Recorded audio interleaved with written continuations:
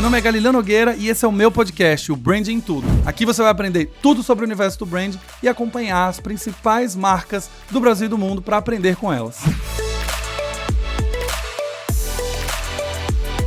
Olá, olá, olá, cidadãos da Galileia. Hoje começa um episódio especialmente pedido por vocês. Vocês me pediram muito para comentar sobre o caso Balenciaga versus pornografia infantil, apologia e abuso sexual de crianças e tantas outras coisas tão controversas que eu nem acredito que essa campanha foi ao ar. Bom, mas antes, você já sabe, se você chegou aqui através do link de um amigo, seja bem-vindo ao Branding em Tudo Podcast. Meu nome é Galileu Nogueira, eu tenho 13 anos de experiência ajudando a construir marcas muito queridas nesse Brasil, como Ambev, Me Poupe, Oracle, LiveUp, Tecnos, Cora e tantas outras marcas, e a ideia desse podcast é compartilhar a minha experiência com você, para que você aprenda, se inspire, como também os meus erros, assim como os dos meus convidados, que também contam o que eles aprenderam ao longo do processo, para que você também saia daqui cheio de conteúdo. Ao final desse episódio, eu vou te lembrar de dar 5 estrelinhas no seu player favorito. Isso é extremamente importante. É tão importante que o Branding Tudo ficou 88 dias nos charts, nos top 20 podcasts de negócio ao longo de 2022. Acabou de sair a retrospectiva do Spotify. Foram 28 países que ouviram o Branding Tudo Podcast e ele está nos top 1% dos mais compartilhados no mundo. Ou seja, quando a gente dá 5 estrelinhas,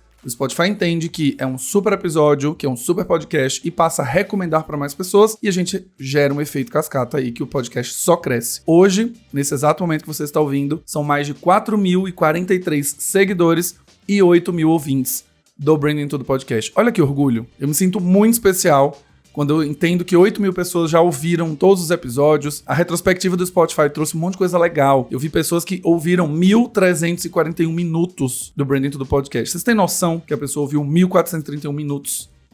Basicamente, a pessoa maratonou todos os 47 episódios publicados. Então, assim, eu me sinto muito orgulhoso, me sinto muito honrado. Obrigado pela sua audiência. E tá sendo muito curioso com essa coisa de retomada de eventos presenciais que eu tô começando a conhecer os cidadãos da Galileia, os ouvintes do Branding Tudo Podcast, me abraçando na rua, vindo falar que meu trabalho é muito legal, elogiando a qualidade do podcast, pedindo pra eu não parar. Então, vocês me dão muito gás quando vocês fazem isso. Mas lá no final do episódio eu vou te lembrar de dar 5 estrelinhas. Não se preocupe que você não vai esquecer, porque eu vou te lembrar. Mas vamos lá agora falar sobre o caso da Balenciaga. E para começar a nossa conversa, eu preciso deixar claro que as informações desse episódio usam e bebem de 2 fontes de conteúdo. O primeiro é o The New York Times. Existe uma matéria que eles estão fazendo a cobertura passo a passo da reação da marca, da reação da audiência, da reação das pessoas que têm relacionamento com a marca. E o segundo é um subsite, uma submarca dentro do The New York, chamado The Cut, que fala sobre estilo, cultura e alguns autocuidados também, mas com muito foco em moda e principalmente no mercado fashion. Para dar um contexto geral, acho que você que está ouvindo o Branding Tudo Podcast, com certeza você já sabe, você já está entendendo o que aconteceu com o caso da Balenciaga, mas eu vou dar um mega resumo para a gente contextualizar. A Balenciaga lançou 2 campanhas agora em novembro, uma campanha que foi a collab entre Adidas e Balenciaga, e depois ela lançou uma campanha que é a campanha de Natal, com crianças usando objetos de bondage, BDSM, ou seja, objetos de fetiches sexuais. A campanha foi super acusada de erotização infantil, de uso de objetos adultos, de temática sexual. E mais do que isso, as referências que estavam no set de fotografia, nos objetos de cena, nos livros que estavam em cima da mesa, tudo tinha algum tipo de apologia a abuso sexual infantil, pornografia infantil e tantas outras coisas que são ridículas e são bizarras, que eu não tenho ideia de como isso passou. Na verdade, tenho ideia, assim, alguém achou que essa ideia era muito legal, e no mundo da moda, possivelmente, existe uma lógica, que eu acho que é uma lógica de seita, né, que é aquela coisa assim, olha, nós estamos desempenhando tão bem, a marca está indo tão bem, que a gente sabe o que a gente está fazendo. Então, quem está dentro dessa organização, nessa seita, está tendo uma iluminação divina, está fazendo uma coisa que ninguém fez, está sendo disruptiva, e todo mundo que está fora daqui está errado. Todo mundo que está fora daqui não tem a nossa visão tão ampla e superior do mundo. E aí, deixa passar coisas como essa. Basicamente, se você chegar no TikTok hoje e procurar sobre isso, você vai ver várias análises dos objetos de cena. Tem documentos de um caso dos Estados Unidos contra Williams, que era justamente falando sobre pornografia infantil. Tem uma fita amarela de cena, escrito Balenciaga, e quando você vai ver, Baal era um deus que exigia sacrifícios infantis, enfim. Gente, é um negócio super bizarro, assim, não dá pra entender. Mas o episódio de hoje, ele é um episódio que também vem provocar vocês que estão ouvindo a entenderem que não é uma brincadeira quando a gente decide, primeiro, construir uma personalidade de marca, e segundo, quando a gente começa a tomar decisões de associação de marca.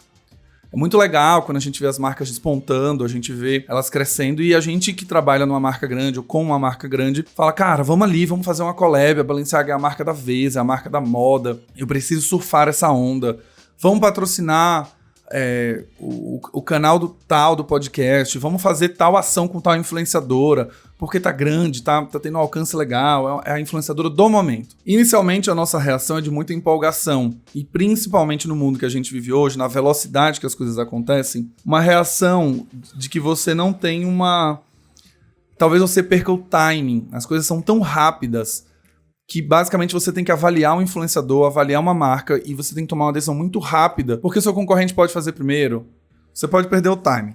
Então, a gente acaba ultrapassando essa barreira da análise, e eu acho que, principalmente nesses casos, assim, quando a gente tem marcas que são muito icônicas, marcas muito grandes, marcas queridinhas que todo mundo quer fazer, existe uma construção de influência forte, existe uma construção de autoridade forte. Eu acho que os filtros, eles acabam ficando cada vez mais relaxados, são filtros cada vez menores. E eu digo isso porque todo mundo queria fazer uma collab com a Balenciaga, porque é uma marca que cresceu muito, que estava com uma comunicação direta com a Gen Z, conseguindo se conectar de uma maneira legal. Todo lançamento de produto era sempre um frisson na internet, gerava muito buzz, muito comentário, muitas menções, muita matéria, justamente por uma personalidade de marca irreverente. Eu não conheço muito do mercado da moda, de luxo, conheço mais pelo lado dos sneakers, né, dos tênis que eu compro, eu tenho alguns tênis da Louis Vuitton. E quando eu olhava para a questão de personalidade de marca e essência de marca, a gente viu um mercado que visualmente começou a ficar muito parecido, né? As logos todas foram atualizadas, todas elas tiraram as serifas, todas ficaram com logos retas, com fontes bastão, com tudo muito alto. E quando você vai olhar o logo da Balenciaga, o logo da Calvin Klein, o logo da Burberry, o logo da Hugo Boss, todos se parecem muito, porque eles perderam aquele traço identitário de cada uma das marcas e acabaram ficando com marcas, uma carinha mais genérica e um pouco mais digitalizadas também. Era um receio nessas marcas francesas, possivelmente fizeram essas atualizações com medo de serem vistas como marcas velhas, que não são relevantes, que não captaram o espírito do tempo e ainda querem continuar com aquela herança que não se conecta com a geração nova. Então, do ponto de vista visual, eu já via essa questão de pasteurização das marcas. Do ponto de vista estético, algumas marcas despontam, algumas marcas mantêm sua tradição, mas a Balenciaga, na minha visão, estava fazendo um trabalho muito bom de definir uma personalidade bem rebelde, bem subversiva, bem controversa mesmo, mas dentro sempre de um campo muito controlado, né? A Balenciaga sempre usou de objetos da cultura cotidiana ou objetos que eram tidos como antimoda para poder gerar assunto. E essa é uma personalidade subversiva que chamava atenção. Quando você pega as maisons, né, francesas, italianas, então Hugo Boss, Louis Vuitton, Dior, Valentino, todas elas seguem aquela coisa do clássico, aquela coisa contemporânea, uma coisa de resgate e a memória do estilista que criou a marca, mas ao mesmo tempo um toque de modernidade. Mas você via sempre essa marca flertando ali com uma tradição. Quando você olhava marcas como Lacoste, começaram a dar uma atualizada, começaram a se conectar com o público, principalmente no Brasil, do rap, do trap, do funk. A marca começou a sair daquela coisa da camisa polo, né, o polo Faria Limer, o polo daquele héterozinho top, começou a ser uma marca que conversa, tem um pouco mais de estilo, um pouco mais de identidade, mas dentro de um território ainda muito padrão, muito genérico. Quando a gente vai olhar para a Balenciaga, ela construiu uma personalidade tão forte do absurdo, do bizarro, do controverso, do diferente, que ela saltava aos olhos. E tinha gente que adorava ser o diferente, que não queria seguir essas tradições das maisons francesas ou italianas. Então, na minha visão, a Balenciaga estava vindo para um caminho que é o caminho que a gente estuda branding para construir uma marca. Justamente o caminho de diferenciação muito forte. Qual que é a marca que compete com a Balenciaga hoje? Quando a gente pensa em marcas mais irreverentes, qual que a marca vem na cabeça além dela? Que espaço ela disputa na mente e no coração do consumidor com essa personalidade? Com quem ela disputa esse espaço? Então ela foi construindo um lugar que, apesar da gente gostar ou não gostar das controvérsias, ou a gente gostar ou não gostar da maneira como ela estava conduzindo, lançando uma bolsa de saco de lixo, lançando uma bolsa de pombo, colocando os modelos para desfilar de um jeito estranho, colocar as pessoas todas de preto, inclusive no rosto, e cobrir o rosto. Enfim, por mais que a gente talvez não goste dessa estética ou talvez não goste dessa linguagem, ela estava gerando diferenciação. E isso é o que branding precisa fazer com suas marcas. Mas o episódio de hoje, ele leva para um lugar para a gente refletir o que acontece quando a marca passa do limite do aceitável para tentar construir uma personalidade rebelde, subversiva. A primeira coisa que acontece é isso que vocês estão vendo. Essas campanhas que foram, né, que viraram toda essa discussão, não foram campanhas relativamente novas, frescas, assim. Ela foi lançada dia 16 de novembro e o escândalo foi acontecer 25, 27... e explodiu no dia 28 de novembro. Então era uma campanha que já tinha sido no ar, já estava colocada lá. Mas alguém nas redes sociais resolveu dar um zoom nas fotos, fez aquela velha thread, contou o que é que viu, e aí sim começa uma crise de imagem. E ela, quando passa desse limite aceitável, me parece que, tem um pouco desse senso seita, né? Então aqui, quem tá aqui dentro sabe o que está fazendo, quem tá fora é crítico, quem tá fora é contrário ao que a gente acredita e não entende do que estamos fazendo. Essa turminha aqui é muito legal, essa turminha sabe o que tá fazendo, ela tem uma iluminação espiritual diferente, por isso que a marca tá crescendo tanto e as outras permanecem. E tem um outro ponto que se fala muito sobre, né, a Balenciaga quando foi pedir desculpa, ela falou que foi culpa do fotógrafo, culpa da produtora, que ninguém revisou, que ninguém viu. E o primeiro pedido de desculpas foi justamente endereçando a questão de que os nossos processos de aprovação interna estavam falhos. Passou por muita gente. E quando eu olho para isso, é curioso. Eu fiz um post no Instagram, vocês viram? Quando você coloca Marketing Balenciaga e dá um filtro no LinkedIn, e você coloca como a companhia que a pessoa está trabalhando hoje, ou seja, não é que ela já passou pela Balenciaga, ela está trabalhando agora, ela declara que trabalha agora, o filtro mostra mais de 800 pessoas que diretamente ou indiretamente estão envolvidas com marketing. Head de e-commerce precisa subir a campanha, head de PR precisa conversar com a imprensa, o head de criação precisa fazer a criação. Então a gente está falando de muita gente que viu isso. E todo mundo que está ouvindo esse podcast aqui, seja numa empresa grande ou pequena, sabe que precisa aprovar peças. No primeiro pedido de desculpas da Balenciaga, ela fala que não aprovou os props, né, que é justamente esses objetos de cena, que quem colocou foi a produtora, que quem colocou foi o fotógrafo, que aquilo dali estava reaproveitando um outro set que já estava pronto, enfim. Então, a primeira cagada, se eu posso assim dizer, é que a marca se isenta da responsabilidade e coloca num terceiro. O pedido de desculpas começa dizendo, não, a gente entende... Desculpa quem se sentiu ofendido, a nossa intenção não foi essa, e lá que a gente está acostumado a ver. Estamos processando o estúdio North Six a um processo de 25 milhões de dólares. Então, é quase como se eles não tivessem entendido o que aconteceu, né? Do tipo, tá bom, a gente precisa achar um culpado, vamos achar o culpado é o estúdio, não é a gente. Também, para não ficar feio, vamos admitir que a gente tem um processo de revisão falho, passou, mas a culpa não é nossa no final. Só que isso causou um efeito não só por uma questão de imprensa, mas uma questão que reverbera sobre as associações dos quais os influenciadores fizeram com essa marca. E agora, é curioso notar, eu estava conversando com um amigo e esse amigo me trouxe isso, essa é a primeira vez que a gente está falando de um processo inverso de cancelamento. Geralmente o que acontece é que a marca contrata o influenciador entra no escândalo, entra em algo controverso e a marca rescinde o contrato. Aqui a gente está vendo o oposto. A gente está vendo agora o movimento de Kim Kardashian, Bella Hadid, Dua Lipa e tantas outras celebridades que estavam associadas à marca, tendo que se pronunciar e se afastarem da marca. Elas não chegam necessariamente a romper contratos, porque boa parte delas às vezes nem tem. A Kim Kardashian, por exemplo, declarou no TMZ que ela não tem um contrato em si com a Balenciaga, mas ela tem uma boa relação com a marca, ela é convidada para fazer campanhas, mas não necessariamente ela tem um contrato que a obriga a ficar lá. E a gente viu o movimento dos artistas tendo que falar, e não só os artistas tendo que falar, como os fãs desse artista também cobrando esse posicionamento, do tipo, você vai continuar usando? Você não vai falar nada? Você vai ficar silenciado sobre uma marca que você posta o tempo inteiro? Né? A família Kardashian teve uma das irmãs que foi falar sobre isso, e ela estava usando a roupa da Balenciaga no momento que ela foi falar sobre isso. Então, você vê que é um cenário inverso no mercado, o influenciador tendo que se afastar de uma marca, tendo que se pronunciar por simplesmente ter ficado calado. E isso não é uma responsabilidade necessariamente que foi causada pelo influenciador. O que geralmente acontece é isso, né? O influenciador vai lá, faz uma besteira, a marca cancela o contrato. Agora não. Só que como que a gente faz? Quando a marca que a gente se associa, ou a gente compra, ou a gente defende, ela faz um ato e ela prejudica você. Ela deixa de ter aquele posicionamento. Eu tenho um tênis da Balenciaga que foi comprado 1 ano atrás. Eu gosto de sneakers, vocês sabem disso, eu tenho um tênis. E agora? O que eu faço com esse tênis? Eu paro de usar? Eu continuo usando? Eu vendo? O que é, né?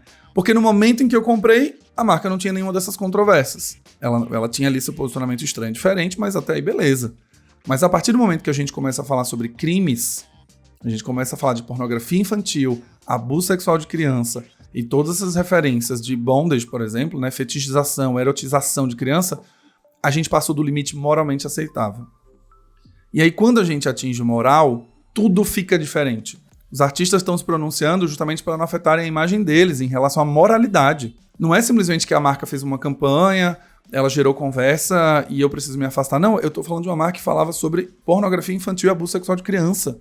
Eu não tenho nem como manter essa marca. Então, alguns dos artistas que estavam fazendo, ou desfilaram, ou estavam fazendo alguma campanha para Balenciaga, deletaram posts, ocultaram feed, ocultaram reels, enfim, limparam sua imagem. E aí é onde eu entro num lugar onde eu falei no começo do episódio sobre os filtros serem mais baixos porque a marca tem uma notoriedade tão grande que todo mundo quer trabalhar. Quando a gente viu o episódio do Monark aqui no Brasil, né, falar sobre nazismo e etc. E aí as marcas também pularam fora, só que no movimento que a gente está acostumado a ver, né, o influenciador fala uma besteira e as marcas saem.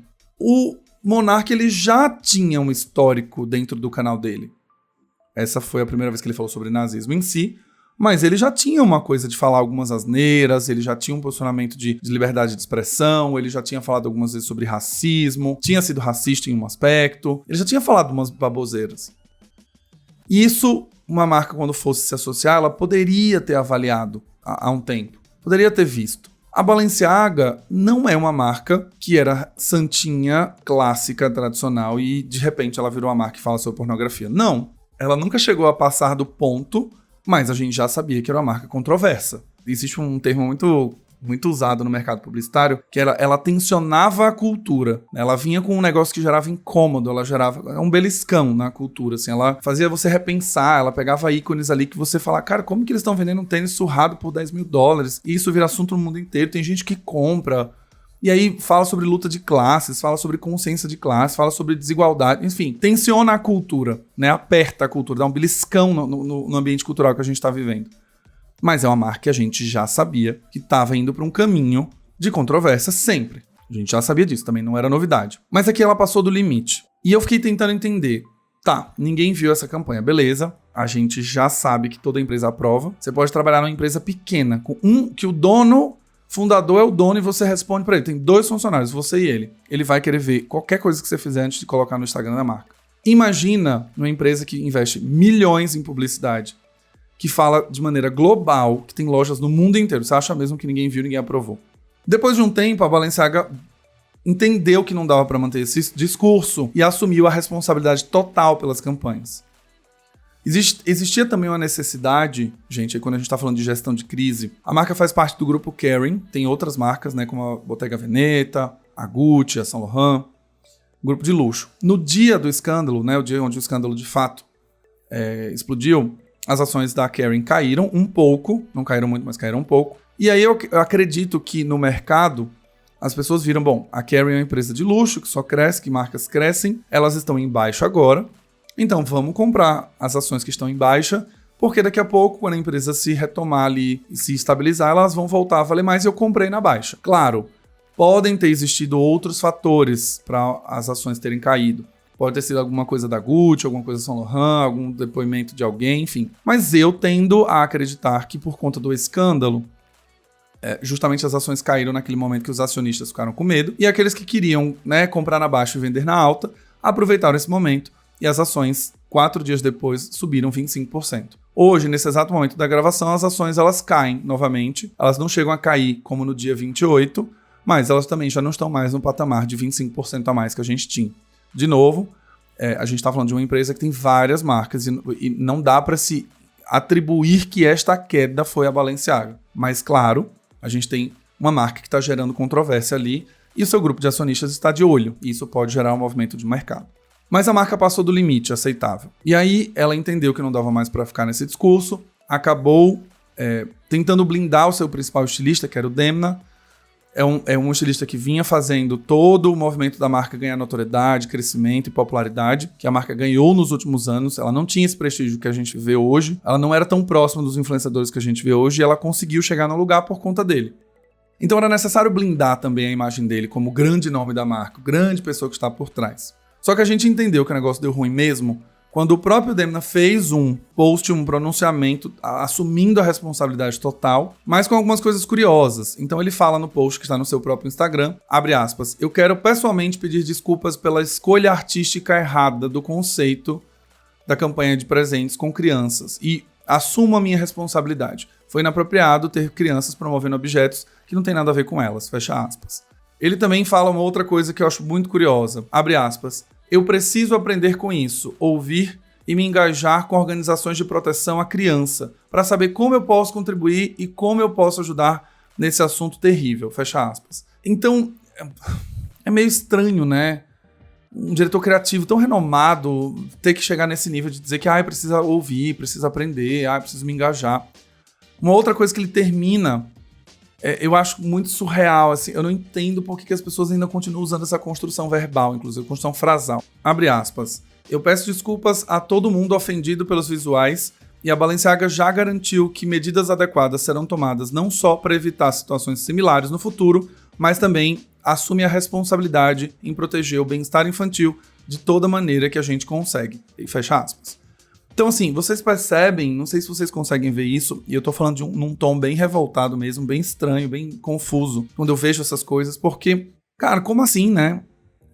A gente sabe que tudo isso foi aprovado por ele. Ele sabe que ele viu, ele sabe que, não só ele, mas a equipe dele viu. Todo set de filmagem, todo set de fotografia, ainda mais em marcas de luxo, eles precisam de aprovação para cada detalhe. E aí o negócio deu mais ruim porque depois o próprio perfil da Balenciaga também publicou uma nota do presidente e do CEO da marca, falando e assim, abrindo até informações demais quando você começa a olhar assim, do tipo, tá, beleza, o que a Balenciaga tá fazendo então pra mudar isso? E você vê um certo desespero da marca remediar, porque ela começa a contar no Instagram do que ela tá fazendo dentro da parte de controle, dentro da empresa, como que valida o processo de conteúdo, como organização, o que a gente tá fazendo. Em relação ao processo do fotógrafo, eles perceberam que fizeram cagada, então não vão mais processar o fotógrafo nem o estúdio. Como que eles podem contribuir com o assunto? E aí começa a falar de grupos de... Então é como se tivesse instaurado o caos dentro da empresa, e com razão, obviamente, mas a marca também comunicando o passo a passo que ela tá fazendo, as doações que ela vai fazer para as ONGs, né, de proteção infantil.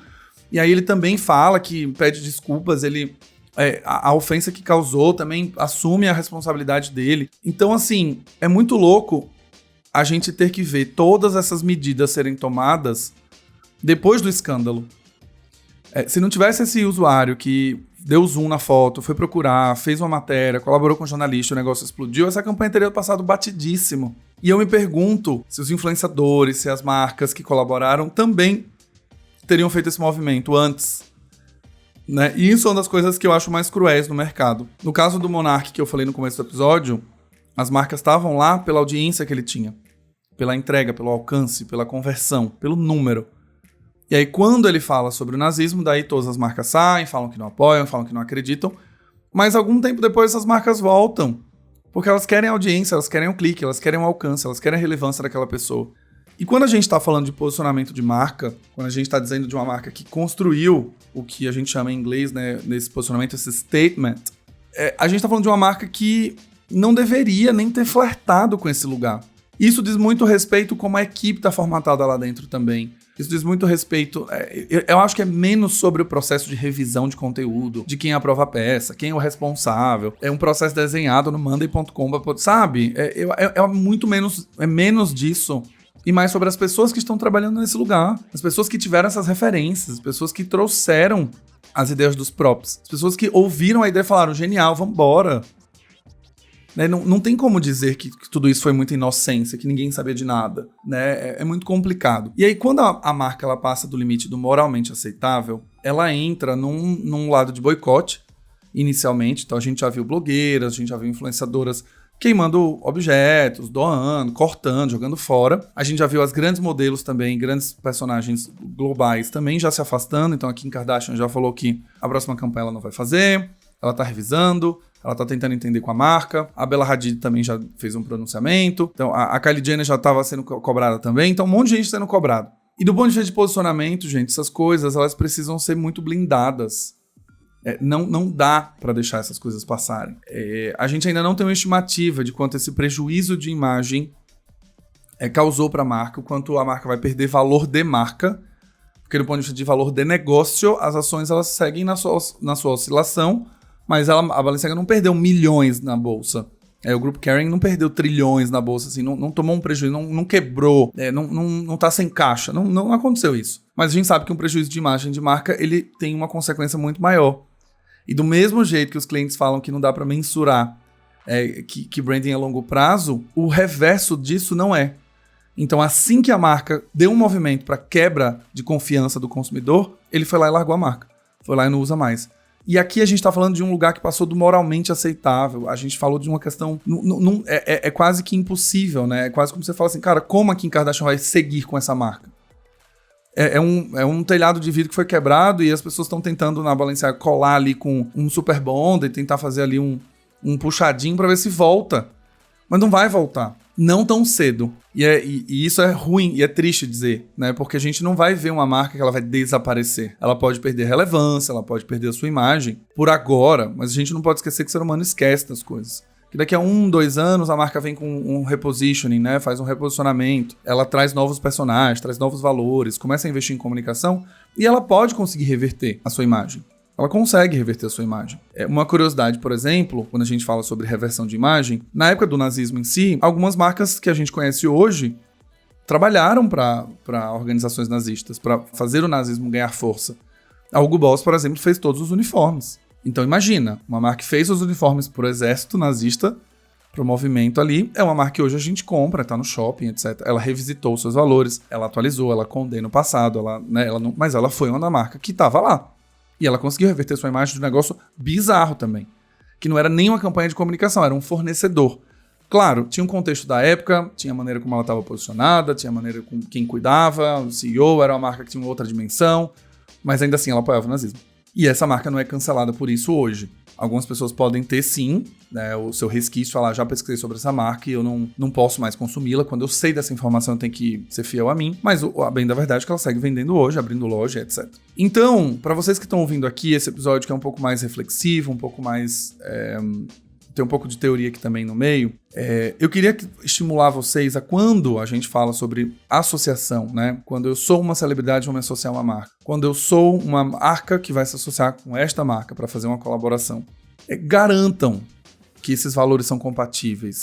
Ou que pelo menos a personalidade de marca seja compatível. Evitem, né, fazer talvez contratos longos, se associar de maneira extensiva com a marca de primeira, talvez. Faz um produto, faz uma collab, faz um contrato naquele momento, né? Testa um pouco com a marca. Óbvio, quando a gente não tem como prever. Você não, né? A Adidas fez uma collab meses atrás com a Balenciaga. Inclusive, uma das fotos de estúdio tem também controvérsia ali. Mas e aí? A Adidas agora vai fazer o quê? Vai tirar a campanha? Vai tirar a coleção do ar? Vai parar de vender os produtos? Não vai. E é aqui que a gente vai separar os maduros dos não maduros. As marcas que vão ter um posicionamento forte e falar, não vamos fazer mais, joga tudo fora. Os produtos vão embora, ou as marcas que vão passar aquele pano e falar, não, daqui a pouco a gente volta com essa campanha, as pessoas já esqueceram, já foi. E eu, Galileu, acredito que a Balenciaga tem um projeto enorme aí para poder recuperar a sua imagem, porque como ela passou do limite moral, do limite aceitável, do limite humano do negócio, e é uma marca de autoexpressão, do qual quando você está com a camisa da Balenciaga, usando ali, que as pessoas veem que você está usando, você de alguma maneira está retransmitindo, repassando, endossando o que aquela marca acredita, né? Então, se hoje eu coloco uma camisa da Balenciaga e vou no shopping e com todo esse escândalo as pessoas me veem usando, o que eu tô fazendo é perpetuar uma mensagem. Eu tô ali dizendo, olha, a marca fez aquela cagada, mas eu não ligo, eu continuo usando, ela me representa. É um território delicado? É, porque você pode ter uma blusa que é muito bonita, você pode ter uma roupa, um vestido que seja, que te marcou, que tem uma história, que você acha bonito, que acha sexy, que acha legal com sua roupa. Mas ali é onde a autoexpressão ela também fala alto.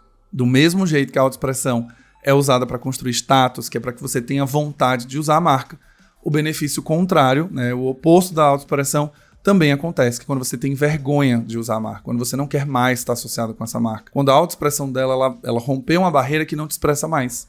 e aí você tem uma tendência a descartar essa marca. Então a minha reflexão nesse episódio é que façam esse check, né? Isso se chama, no mundo do branding ali, publicitário, o background check. Verifiquem a marca, veja se ela já se envolveu em alguma controvérsia, dá uma olhada em quem é o diretor criativo, vê se tem algum histórico, analisa peça por peça, seja o brand manager guardião chato mesmo, quer aprovar tudo, quer ver tudo, quer aprovar com várias pessoas, não quer sozinho.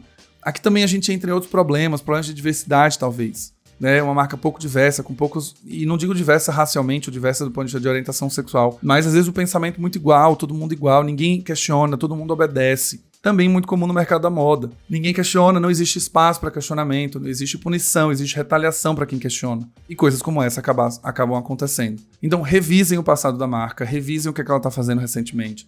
Deem uma olhada em quem é o diretor criativo, deem uma olhada no que ela está fazendo, como grupo, o que o grupo está fazendo sobre as suas causas, seus valores. Vejam se quando for fazer a associação faz sentido. Eu dei o exemplo do Monark aqui, o Monark já dava indícios que poderia acontecer isso. A Balenciaga já dava indícios. Ela sempre flertou com a linhazinha muito tênue. Ela sempre foi alvo de conversa, mas ela nunca tinha passado do lado aceitável. Então as marcas que hoje se associaram a essas celebridades vão ter que dar um jeito de se desvencilhar da imagem. Então também a Kim Kardashian já falou no TMZ. Sim, estou usando o TMZ como fonte também, que é o único que você pode garantir que a fofoca é boa, em que ela já começou a mudar o seu guarda-roupa, ela já não está usando mais a marca. Também dei uma olhada em algumas outras celebridades que já começaram a ocultar os posts, arquivar as imagens, porque elas vão ser cobradas lá na frente. E a gestão de crise, nesse caso, gente, é muito fácil, né? A gente tá aqui do lado de fora e falar que a gestão de crise é fácil de fazer.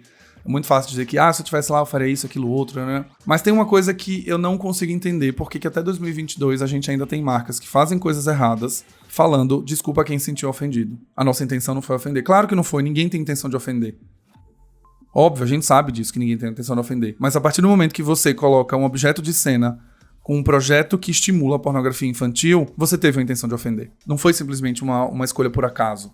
Ela foi intencional. Lembra que branding é intencional? Ela deveria ser intencional? Houve uma intenção aqui de construir essa imagem. Usando os objetos errados. Usando a temática errada. Usando criança. Então, se houver uma crise de imagem com a marca que você está ouvindo, usando esse tipo de coisa controversa, ou entrando em territórios muito difíceis, assuma a responsabilidade. Não espere 3, 5 dias para poder dizer, caramba, a gente falou, pediu desculpa, as pessoas não acreditaram, aí agora a gente põe o CEO para falar, agora a gente põe o diretor criativo para falar. Tem alguns princípios de gestão de crise que preferem que as coisas primeiro se desenrolem, deixa a imprensa falar, deixa as pessoas falarem, vamos garantir, vamos se munir de muita informação para depois a gente fazer o nosso pedido de desculpa. Mas, por exemplo, o primeiro impulso de processar o estudo fotográfico já foi uma cagada, né, numa gestão de crise. Tudo errado. E o consumidor não se importa se foi o estúdio, se foi o fotógrafo, não se importa com isso. A marca que fez. Eu lembro que eu dei um exemplo em um dos podcasts, ou uma aula que eu dei, não estou conseguindo me recordar agora. Uma marca como a 99, quando a gente fazia campanhas, por exemplo, sobre luta anti-homofobia, né? Então, luta contra a homofobia. A gente fazia uma campanha, fazia rádio, fazia TV, fazia digital, fazia tudo. Mas quando você abre a porta e o motorista te chama de viadinho, não adianta suas campanhas serem faladas, não adianta você no social falar, não adianta porque a marca ali naquele momento construiu com o consumidor uma imagem na cabeça, mas na prática foi outra. E aí não dá pra você chegar como marca e falar, mas gente, os motoristas, eles não são nossos, eles não são empregados nossos, eles trabalham, são parceiros motoristas, são parceiros fornecedores. Cada um, a 99 não pode responder pela visão de... Tem que responder como marca. O consumidor não se importa se é o motorista, se é o saque, nada, ele se importa com a marca. Enquanto eu tô falando isso aqui, eu lembro de uma coisa que eu sempre achei muito bizarra, como marcas também. Quando você entra em algum estacionamento, ou você entra num vestiário de academia e tem aquele aviso. A academia tal não se responsabiliza por objetos deixados no armário do vestiário. Ou o estacionamento não se responsabiliza por objetos deixados no interior do veículo. Porra, vai ser responsabilizado pelo quê, então, essa caceta? Porque o seu carro tá dentro do estacionamento e você tá pagando R$40 a hora daquele estacionamento e ele não se responsabiliza por objeto que tá dentro do carro, tá dentro de uma academia que você tá pagando caro e ainda que você esteja pagando barato, você está usando um armário com cadeado que seja, você tem uma pessoa dentro do vestiário para olhar o movimento e ela não se responsabilizar. Então é um pouco do que eu vejo aqui com a Balenciaga no começo. Não, a gente paga toda essa galera, a gente fatura bilhões, a gente tem 800 pessoas que trabalham com marketing envolvidas direto ou indiretamente, mas no final do dia, a Balenciaga não se responsabiliza por isso. Quem fez isso foi o estúdio, quem fez isso foi o fotógrafo. Então, pelo amor de Deus, cidadão da Galileia que tá ouvindo esse episódio no minuto 37, assuma a responsabilidade. Não dê a rodeio, Não dê desculpa, não dê justificativa. O certo aqui nessa crise era: a Balenciaga entende que fez uma escolha errada. Pedimos desculpas, um abraço, tchau. A campanha foi saída do ar, tiramos as peças das lojas e vamos doar 1 milhão para uma causa de proteção infantil. Ponto. Silêncio, próximo. Não fica querendo justificar e colocar e dizer que tá aprendendo, a gente precisa saber, isso tudo é novo, foda-se. Tô bem revoltado, falando um monte de palavrão nesse episódio de hoje, porque me passa, assim, tem uma coisa que me toca nesse caso, porque tanta gente estudada, tanta gente fez New York University, fez doutorado em Harvard, o CEO é pós-doutor em não sei o que lá, e sabe? E aí no final você fala assim, caralho, toda essa galera estudou tanto, nas melhores faculdades, ganha um bom salário, são pessoas inteligentes em teoria, são pessoas que têm acesso à informação, pessoas que leem livros, pessoas que vão pra palestra, pessoas que veem treinamentos, pessoas que estudaram em faculdades renomadas, e fazendo uma caceta de um negócio com pornografia infantil e abuso sexual de criança e falar, mas no final a culpa é do fotógrafo que escolheu o objeto sem eu ter aprovado. Aí você coloca uma aprovação que até um estagiário sabe que tem que aprovar, e ele sabe que tem que validar com 50 pessoas antes de subir um post, e às vezes o post é só uma foto, não tem nada demais, que não foi o caso da Balenciaga.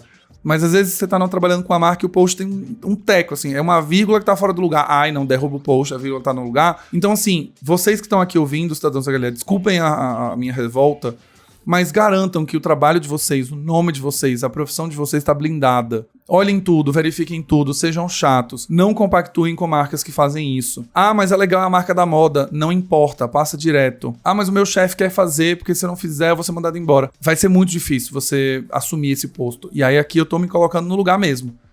Eu já falei isso em outro episódio. É difícil chegar pro meu chefe e falar, olha, não vamos fazer uma collab com a Balenciaga. Ela tá aqui na nossa porta. A gente tem chance de faturar 120 bilhões de dólares, mas eu vou recomendar porque a marca talvez ela possa ter um problema no futuro. Eu sei que isso vai ser muito difícil, mas pontue isso numa reunião. Fale, faça um documento, faça uma apresentação. E aí durma em paz depois. Porque se o seu chefe decidiu, se o diretor decidiu, se o vice-presidente decidiu, beleza, não foi você que decidiu. Você só é uma pessoa da cadeia. E ainda assim, eu acho que se eu fosse o diretor de branding da Balenciaga, por tudo isso, eu teria pedido a demissão ali na hora e ia sair do cargo e ir embora e tchau. Mesmo, ainda mais que se, né, como falaram que não viu, que não revisou, que passou batido, ainda mais eu teria pedido demissão. Teria falado, olha, licença, como head of branding aqui desse lugar, eu deixei passar um monte de coisa e eu assumo a responsabilidade e não tenho como mais continuar trabalhando para essa marca. Claro, estamos falando de uma marca lá fora, na França, etc. Não estamos falando do Brasil com 14 milhões de desempregados, do qual você não pode simplesmente pedir demissão porque a marca e alguém deixou passar e isso pode respingar em você. Mas é um pouco do que eu falei no episódio da Copa. Todo mundo lá fazendo, né, patrocínio da Copa, entrando, do torneio, nossa, que legal, as marcas crescendo, awareness, papapá. Até o momento que poderia ter um assassinato LGBT ali na frente com a sua marca no fundo. Até o momento que tivesse algum desvio de conduta da equipe, que talvez alguém esteja usando sua camiseta, usando sua marca, e aí você tem que fazer todo um rolê pra justificar, e aí vai começar o joga não joga. Então a culpa da organização, a culpa da FIFA, a culpa do Qatar, a culpa da população. Cara, você tem que olhar pro seu, cuidar do seu. O que é meu eu posso fazer, está sobre o meu controle. E aí você toma a sua decisão de continuar ou não. Então, gente, esse episódio ele tem um intuito de alertar para que a gente tome cuidado com as associações que a gente faz, com as marcas que a gente vai se conectar, com os valores que a gente quer que ela empreste, como a gente também vai emprestar para ela. Essas relações são duradouras. Elas geram prejuízos quando ela tem problema. Então vamos fazer a mitigação de risco, vamos fazer o background check, vamos dar uma olhada em todos os pontos que você pode fazer para não ter problema. Olhem histórico de comunicação, olhem quem é o diretor criativo, olhem quem são as agências que trabalham, olhem os influenciadores que representam a marca. Dá um Google, pesquisa se ela está envolvida em controvérsias. Se você quer, faça um comitê dentro da sua decisão ali, do tipo, sabemos que estamos indo para uma marca controversa, de 0 a 10, o que a gente está disposto a assumir. Abra com a marca também, fale com a marca, olha, eu sei que vocês são controversos. Por muito menos, né? Obviamente eu não sou a Balenciaga, mas eu dei um exemplo pra vocês aqui no último episódio. A Havan me chamou para fazer uma palestra. Se você olha pro dinheiro, você aceita porque ia pagar muito bem. Se você olha pros seus valores, você declina. Mas em um dado momento, você pode ter alguém da sua equipe que fala, não, besta, vai lá, faz a palestra, não vai dar em nada, ninguém vai saber. É só você não postar. Não. Faz lá, assume a sua postura de profissional. Você foi lá falar sobre o seu conteúdo. Você foi lá disseminar a palavra do branding porque você é um expert. A empresa quer o expert falando. Não dá. Primeiro que você tá indo contra os seus valores. Mas não dá pra você contar com a sorte. Assim, talvez alguém não veja. Talvez... Não, como marca você precisa estar blindado. A marca é sua. Você é o responsável. E aí você tem que abrir mão, tem que perder coisas. Tem que perder coisas. De novo, eu sei que a gente não consegue prever o futuro, mas a gente consegue olhar pro passado e minimamente se cercar de uma tomada de decisão um pouco mais consciente, antes de você sair com a marca que coloca a culpa no fotógrafo. Beleza? Se você gostou desse episódio, um episódio mais revoltado, mais agressivo, com muito palavrão, não deixe de dar 5 estrelinhas no seu player favorito, isso é muito importante para que a gente continue nos charts. Hoje o podcast está na posição 27 do top 20 de podcasts de negócios no Spotify Brasil. E também mande para pelo menos 3 amigos. Para quem já está ouvindo esse podcast há muito tempo, sabe que quando você não manda para 3 amigos, você corre o risco de perder o passaporte de cidadão da Galileia e não mais ouvir o podcast. Você vai ser bloqueado da cidade, você não consegue entrar, beleza? Um abraço e vejo vocês no próximo Branding Tudo Podcast.